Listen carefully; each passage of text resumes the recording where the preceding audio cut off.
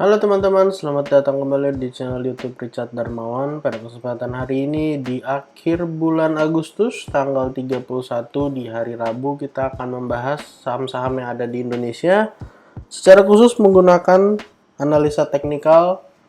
Dan yang pertama kita akan bahas tentang IHSG dulu. Setelah itu kita akan bahas beberapa saham yang sekiranya menarik untuk diperhatikan beberapa waktu ke depan.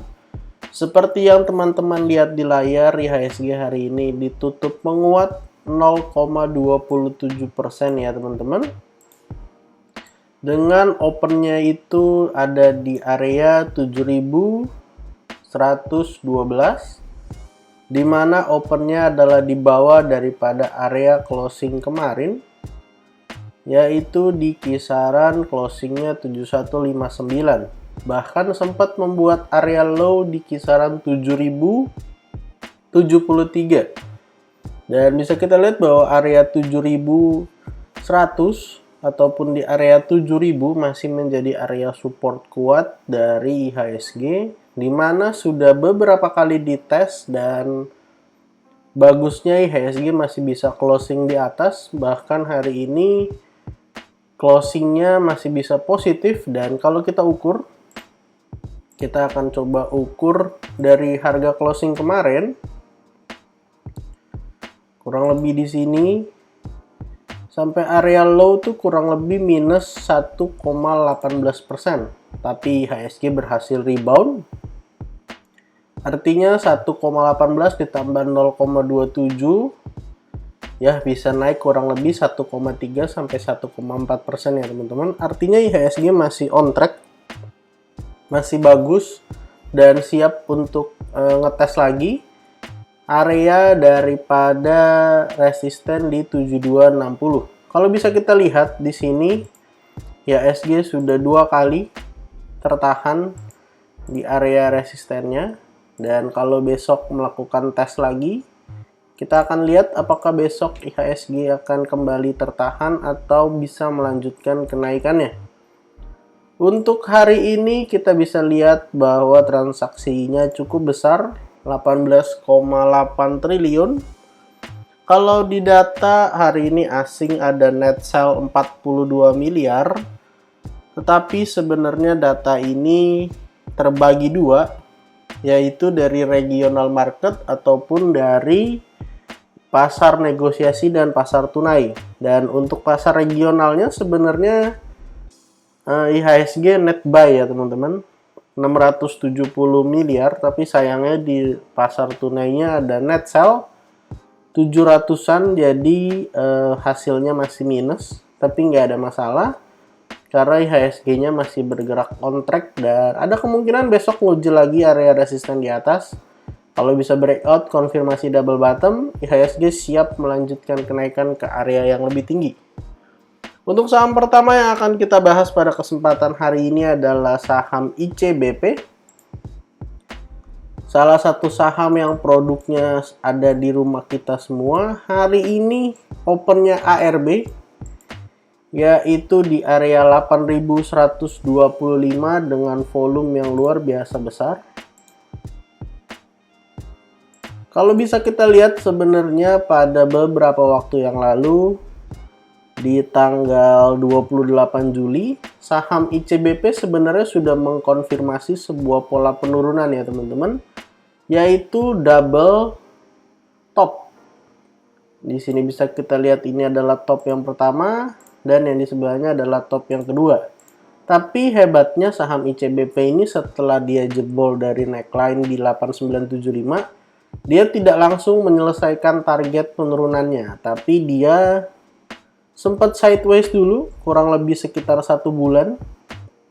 1 bulan sideways di area sini, baru kemudian hari ini berhasil menyelesaikan target, bahkan turun jauh lebih dalam ya teman-teman. Target penurunannya sendiri sebenarnya kurang lebih di area 8.350, dan dengan turunnya ICBP ke area support kuatnya di sekitaran 8.100, artinya area 8.100 masih bisa kita gunakan sebagai area support dari ICBP, dan untuk target penurunan dari double topnya udah selesai ya teman-teman. Jadi ada potensi kalau misalnya besok-besok saham ICBP bisa melanjutkan kenaikannya lagi, bahkan menutup gap yang hari ini terbentuk, yaitu high hari ini di area 8425 dan low kemarin di area 8725. Artinya ada gap yang cukup besar yang bisa dimanfaatkan untuk teman-teman kalau yang mencintai trading gap atau menyukai trading gap, bisa beli karena ada gap yang cukup besar di sini yang bisa dimanfaatkan untuk kita ambil take profit ya teman-teman. Silahkan diperhatikan area support di 8100. Kalau jebol teman-teman boleh bisa menghilang dulu dari saham ICBP dan cari saham lainnya yang kiranya menarik. Saham kedua yang akan kita bahas hari ini adalah saudaranya ICBP, yaitu INDF. Hari ini INDF closingnya juga di bawah dengan opennya di 6300, mencetak area low di kisaran 6200 dan membuat gap yang cukup lebar, di mana hari ini high-nya di 6350 dan closing kemarin low-nya di 6500. Dan kalau INDF ini bedanya dia ada dua gap ya teman-teman. Ini adalah gap yang pertama. Dan di atasnya nih ada gap lagi. Di atas sini dia juga ada gap waktu mengalami penurunan beberapa waktu yang lalu. Untuk polanya sebenarnya sama teman-teman, INDF dan ICBP itu sama-sama membentuk double top. Dan secara target penurunan sudah selesai. Walaupun turunnya nggak langsung turun, sama sideways dulu beberapa waktu sebelum akhirnya jebol ke bawah. Dan untuk area supportnya silakan dipantau di area 6225 sampai 6150 untuk teman-teman yang mau buy on weakness dari saham INDF. Atau kalau yang mau nunggu lagi di area bawah mungkin bisa tunggu di kisaran area 5725 ya teman-teman. Untuk target dari double topnya sebenarnya sudah selesai, sudah tercapai. Kita ukur dari high yang ada di sini sampai ke area neckline di kisaran 6725, lalu kita pindahkan ke area breakdownnya. Ya sebenarnya sudah selesai, di mana penurunannya sampai di area support ya teman-teman. Silahkan diperhatikan baik area support 1 ataupun area support 2. Kita harap area support ini dapat menahan penurunan dari INDF. Jika pada kemudian hari saham ini mengalami penurunan kembali ya teman-teman. Ini adalah 3 candle di mana area support 2-nya bisa menahan penurunan. Saham ketiga yang akan kita bahas hari ini adalah MDKA. MDKA hari ini ditutup positif hijau walaupun secara persentase mengalami penurunan 0,23%.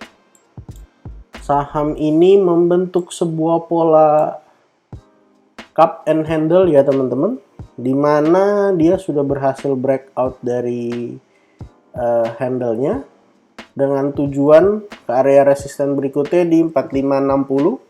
Supportnya di 4180 sampai 4080. Dia ada potensi untuk melanjutkan kenaikan. Kenapa? Yang pertama, hari ini dengan IHSG yang closingnya mengalami kenaikan, dia juga mengalami kenaikan. Dan yang kedua, bisa kita lihat bahwa volumenya semakin hari semakin besar ya teman-teman. Dimana volume koreksinya beberapa waktu terakhir kecil dan akhirnya mengalami kenaikan yang lumayan. Tentu dia harus bisa breakout dulu dari area trendline, setelah itu menguji area 4560 dan tujuan berikutnya adalah menutup gap di area 4970. Jadi untuk teman-teman yang mau buy on weakness silahkan perhatikan area support yang ada. Dekat-dekat area 4180 atau 4080 boleh coba dibeli untuk MDKA dengan target terdekat trendline. Kalau bisa breakout trendline menguji 4560 dan kalau bisa breakout 4560 konfirmasi cup and handle, ada potensi menuju area tutup gap dulu dan bisa saja melanjutkan kenaikan di kemudian hari. Saham keempat yang akan kita bahas hari ini adalah GoTo. GoTo hari ini nasibnya tidak berbeda jauh dengan INDF dan ICBP. Hari ini GoTo dibanting dengan closing ARB harusnya 6,79%. Untuk area support terdekat di area 300 sampai area 296. Dan untuk area support 2-nya ada di area 286 sampai area 280. Bisa kita lihat bahwa volume hari ini cukup besar untuk penurunan dari saham GoTo. Bahkan volumenya lebih besar daripada volume 2 hari yang lalu, di mana saham GoTo berhasil rebound juga dari area low di kisaran 300 ya teman-teman. Jadi silakan dipantau apakah kira-kira saham GoTo bisa mengalami kenaikan kembali atau enggak. Kalau kita lihat juga sebenarnya saham GoTo ini agak sedikit beresiko kalau bisa nge-breakdown dari area 300. Kenapa? Karena kalau cup and handle itu potensinya uptrend, tapi kalau inverted cup and handle itu ada potensi saham GoTo bisa saja mengalami penurunan ya teman-teman. Dimana kurang lebih gambarannya seperti ini. Dan ini adalah handle-nya di sampingnya. Jadi kita harap area 300-nya nggak jebol. Karena kalau 300-nya jebol, ada potensi menguji area low di 280. Ataupun bisa saja mengalami penurunan lanjutan ke area yang jauh lebih rendah. Bisa saja menguji area di kisaran 256 ya teman-teman. Tapi balik lagi besok silahkan dipantau area support terdekat 302.96 ataupun area support di support 2-nya di 286 sampai 280. Saham terakhir yang akan kita bahas hari ini adalah Crush. Saham yang sudah mulai menunjukkan tanda-tanda uptrend. Hari ini saham Crush ditutup mengalami kenaikan 7,32%. Sempat nge-break area resisten di area 452. Tapi sayang closingnya di 440. Ada sedikit rejection ataupun ada yang taking profit di area resisten. Untuk area support terdekat dari saham Crush di area 428 sampai 418. Itu adalah area support sekaligus area neckline daripada double bottom. Dan kalau area supportnya jebol, ada potensi menguji area support di bawahnya di kisaran 404 sampai 394. Untuk double bottomnya sendiri, targetnya itu sebenarnya menguji area kisaran 500 dan belum menyelesaikan target. Kenapa? Karena ada area resisten dan kemungkinan ada juga pola lanjutan yang siap dibentuk oleh saham Crush. Kalau bisa kita lihat di kiri ini ada sebuah left shoulder. Dan kalau misalnya ini adalah area head-nya, ada potensi kalau misalnya saham Crush besok-besok koreksi ke area support 1 ataupun support 2, bisa saja saham Crush membentuk area right shoulder, yang artinya ini menjadi pola lanjutan yaitu inverted head and shoulders setelah pola double bottom. Untuk double bottomnya ke 512 dan kalau untuk head and inverted head and shouldersnya kita akan coba ukur dari area low yang ada di bawah sampai area neckline di kisaran 452. Kita letakkan di area breakoutnya. Tujuannya adalah jelas resisten berikutnya kurang lebih di kisaran 580 ya teman-teman.